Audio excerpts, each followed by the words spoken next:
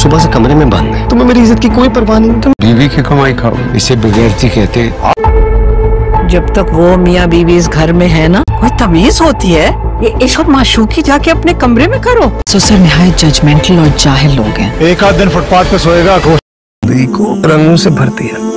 चाहते हो मैं अपने पेरेंट्स को अपने घर से जाने के लिए कह दूं? इस किस्म की बातें करके मेरी तरफ क्यों देखते हैं? तुम्हारे साथ तुम इतने निडर हो गए हो कि कमरे में बैठ के सिगरेट फूंक रहे हो। कौसे कज़ा के रंग जो बारिश के बाद आसमां पर छाने लगते हैं। मैं मंडे से जॉब स्टार्ट कर रही हूँ। हम इस कमरे से नहीं निकलेंगे। ड्रामा सीरियल जमा तकसीम अब नहायत ही दिलचस्प मोड़ पर आ गया है, क्योंकि इस ड्रामे में अब कैस के पेरेंट्स और लैला के पेरेंट्स एक ही छत के नीचे रह रहे हैं।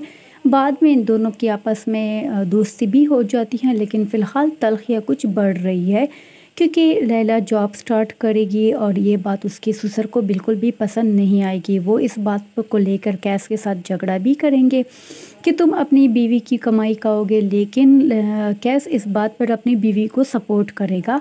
और इसके अलावा कैस के पेरेंट्स और लैला के पेरेंट्स आपस में कई बातों पर इख्तलाफ भी करेंगे, कभी नमाज ना पढ़ने पर और कभी बाहर जाने पर और कभी लैला की जॉब करने पर, क्योंकि जब कोई लैला की जॉब करने पर इतराज़ करता है तो लैला की माँ को बिल्कुल भी अच्छा नहीं लगता।